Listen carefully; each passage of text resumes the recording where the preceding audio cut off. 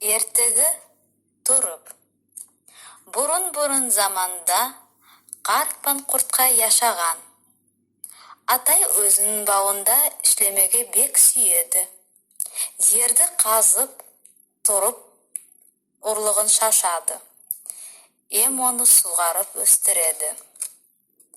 Ол тұрып үйкөн болып өседі.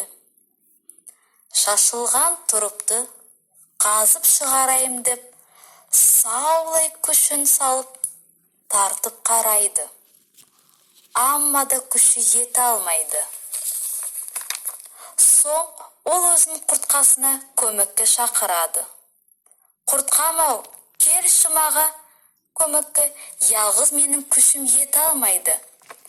Құртқасымен екеуі тартадылар, тек шығарып болмайдылар. Соң тетей өзінің қызына қышқырады. Қызым-ау, тұрыпты шығарыспа кел тағы бізге деп. Үшеуі қосылып тартадылар, амма күшлері етпейділер олардың. Қызалақ Жучка деген итін көмекке шақырады. Жучка, келші мұнда. Бәрісі қосылып тартсады. Ерге күшлі кіріп өскен тұрыпқа күшлері ете алмайды.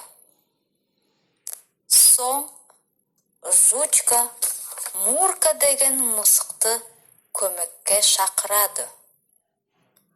Мурка, кел бізге көмекке.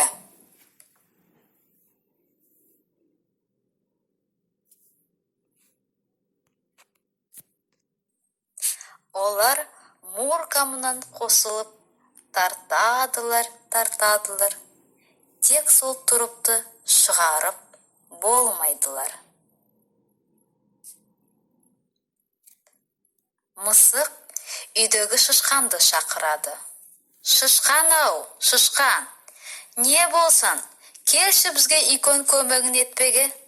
Шышқан келіп, мысықтан сылайды. Мысық болса иттен сылайды. Ит болса қызалақтан сылайды. Қыз болса тетейден сылайды. Тетей болса атайдан сылайды. Атай тұрыпты сылайды. Сөйтіп олар бәрісі бар күшін салып тартып шығарадылар.